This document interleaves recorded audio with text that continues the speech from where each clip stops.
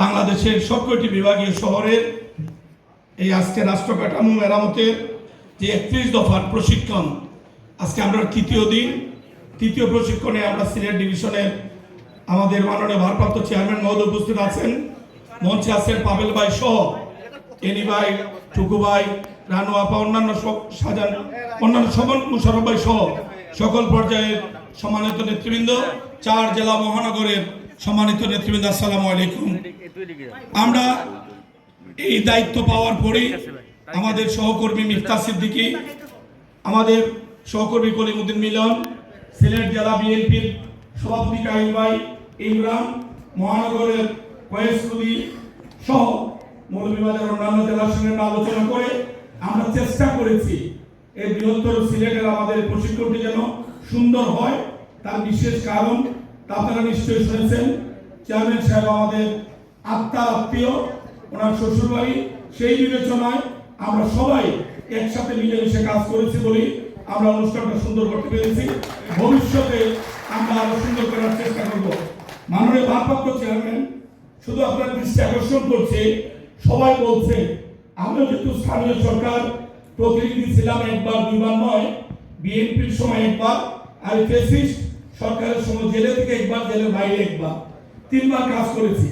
স্থানীয় সরকার নির্বাচনে এই স্থানীয় জনপ্রতিনিধিরা বিভিন্নভাবে যে অবমূল্যায়িত হয়, আমরা মনে করি সবকিছু সংস্কারের জন্য আপনি বলছেন, জাতিকে আপনি স্বপ্ন দেখাচ্ছেন। উপজেলা চেয়ারম্যান, ইউনিয়ন চেয়ারম্যান, পৌরসভার মেয়র, সিটি মেয়র, সর্বোপরি জেলা পরিষদের চেয়ারম্যান, এই নির্বাচনগুলি বিএনপি রাষ্ট্রীয় ক্ষমতায় ইনশাল্লাহ গেলে এর ধারাবাহিকতা থাকবে কিনা, প্রতিটা নির্বাচন হবে কিনা, সেটা একটা পরিষ্কার ধারণা দরকার। মানুষ মনে করে যে উপজেলা পরিষদ সরকার একটা ব্যর্থ প্রতিষ্ঠানে পরিণত করেছে। উপজেলা চেয়ারম্যানদের না কোনো দায়িত্ব ছিল, ভাইস চেয়ারম্যানদের কোনো দায়িত্ব ছিল বলে আমার মনে হয় না। সিটি কর্পোরেশনগুলি ছিল, তাদের পদমর্যাদা ছিল। এই যে সিলেটের মেয়র বিএনপির ছিলেন, অন্যান্য জায়গায় বিএনপির যারা ছিল তাদেরকে রাষ্ট্রীয় ওয়ারেন্ট অফ প্রেসিডেন্স পদমর্যাদা দেওয়া হয়নি। তা আমরা যদি আল্লাহ রাব্বুল আলামিন বিএনপিকে রাষ্ট্র ক্ষমতায় নিয়ে দল মতের ঊর্ধ্বে উঠে সবকটি স্থানীয় সরকার নির্বাচনে আমাদের প্রতিনিধিদের যে সম্মান, এটা রাষ্ট্র নিশ্চিত করবে। এটা দলের ভারপ্রাপ্ত চেয়ারম্যানের কাছে অনেককে বলতে বলেছে, সেজন্য আমি আজকে সকলের পক্ষে এই অনুরোধটি রাখলাম। আরেকটি জিনিস, এটা রাষ্ট্র পরিচালনার এটা অনেক বড় ব্যাপার।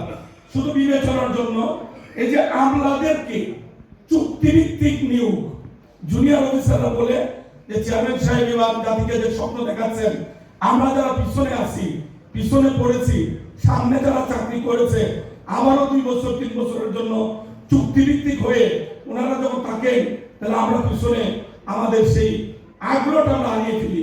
এইটা বিবেচনা করা যায় কিনা মাননীয় চেয়ারম্যান মহোদয় সেটা বিবেচনা করবেন। আর আমরা যে কাজ শুরু করেছি, আমরা বিশ্বাস করি আপনি যেভাবে বলেছেন, আগে আমাদের শত্রু ছিল দৃশ্যমান, আমরা সেইভাবে কাজ করেছি। এখন আমরা একটা অদৃশ্য শক্তির সঙ্গে লড়ছি আপনার নেতৃত্বে। আমরা দৃশ্যমান শক্তিকে যেভাবে পরাজিত করেছি, অদৃশ্য শক্তি যত শক্তিশালী হোক, তারেক রহমানের নেতৃত্বে ইনশাআল্লাহ আমরা পরাজিত করব। সেই আশাবাদ ব্যক্ত করে সকলের দীর্ঘায়ু সুস্বাস্থ্য কামনা করে, মাতৃতুল্য দেশনেত্রী বেগম খালেদা জিয়ার সুস্বাস্থ্য দীর্ঘায়ু কামনা করে, আমাদের প্রিয় নেতা আগামী দিনের দলের দায়িত্ব, রাষ্ট্রের দায়িত্ব যিনি নেবেন, ওনার সসম্মানে রাষ্ট্রে ফিরে আসবেন, সেই আশাবাদ ব্যক্ত করে আমি আমার কথা শেষ করছি। খুদা হাফেজ। বাংলাদেশ জিন্দাবাদ। শহীদ জিয়াউর রহমান, দেশ নেত্রী বেগম খালেদা জিয়া জিন্দাবাদ। আগামী দিনের আমাদের অহংকার শ্রদ্ধেয় জনাব তারেক রহমান জিন্দাবাদ, জিন্দাবাদ। সবাইকে ধন্যবাদ। ধন্যবাদ ভাই।